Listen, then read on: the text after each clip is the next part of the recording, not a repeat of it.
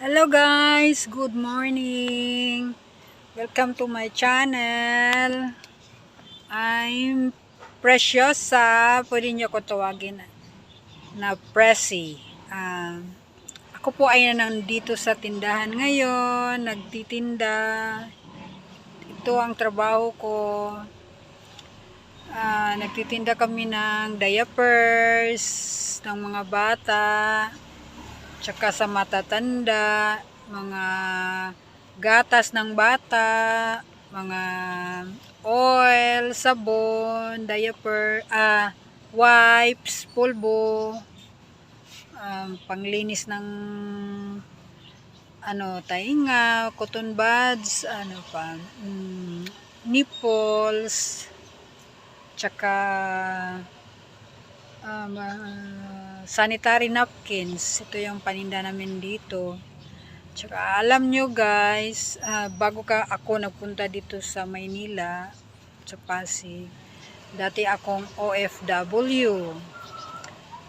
8 years ako sa Dubai. Tsaka dati din akong nagtratrabaho sa opisina. Admin ako dati. 11 years din ako doon nagtrabaho.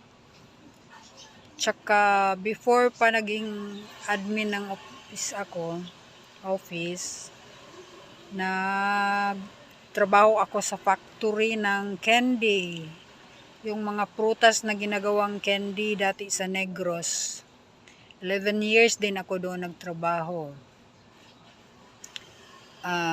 Tsaka pa ako galing ako nagtrabaho ng factory, din nag-opisina. Bali 11 years sa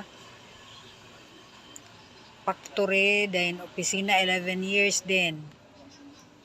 Then after sa factory, sa opisina, pumunta ako ng Dubai, nag-DH ako. 8 years ako sa Dubai. 2011 hanggang 2019.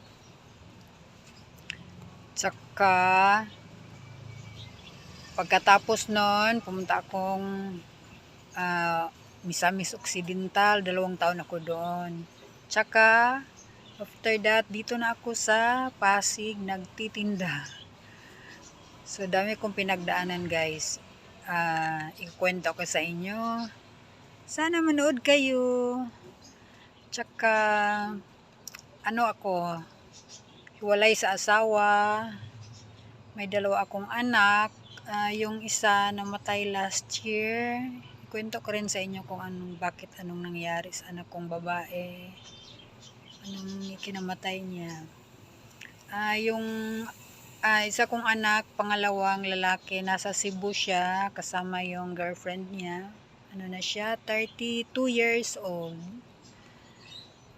Tanda na ako guys, 54 na ako last June 28. Si 1969 ako pinanganak, so 54 na ako. Ito na ako. Ganyan ang itsura ko guys. At 54, itong itsura ko. Kita. Yan. Halos araw-araw ako nag-exercise guys. Pag walang customer dito sa tindahan, sandali guys. Tsaka saan ba tayo? Yung ano pa yung sinabi ko guys? Nakalimutan ko. Meron akong post sa aking meron din akong post na mga exercise ko guys. Mga sandali lang, ilang minutos, 3 minutos, minsan 4. Kaya nami-maintain ko yung katawan ko.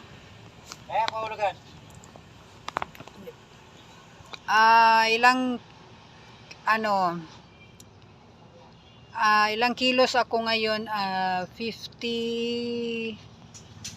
56 kilos. Tsaka 5'3" lang ang height ko. So, hindi ako pwedeng tumaba ng sobra. kailangan i-maintain ko yung weight ko kasi lahi kami ng high blood. Yung mama ko nawala ng maaga kasi high blood siya. So ayun guys, lahi kami ng high blood, ulitin ko. Yung mama ko namatay siya ng maaga dahil inatake sa high blood. So halos kaming magkakapatid ngayong medyo may edad na, may maintenance na ng high blood. So far naman sa akin,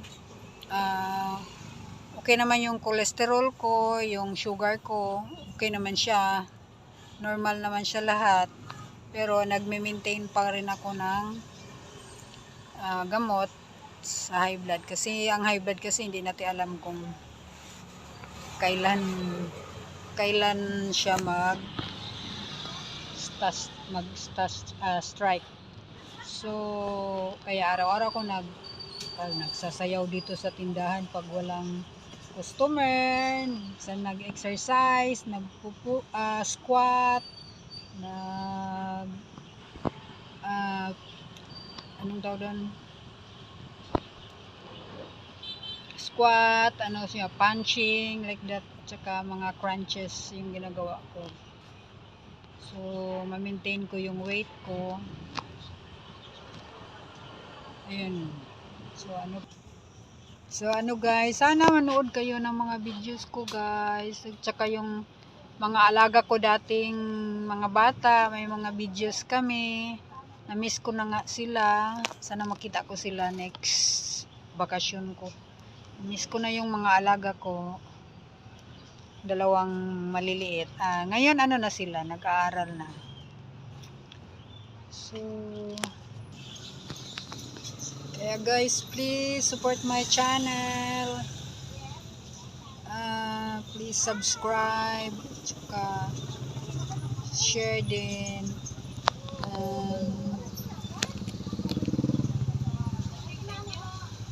Thank you for watching. Marami pa akong kwento. Sa susunod na naman, kwento ko sa inyo. So, sa ngayon, bye-bye muna. Thank you.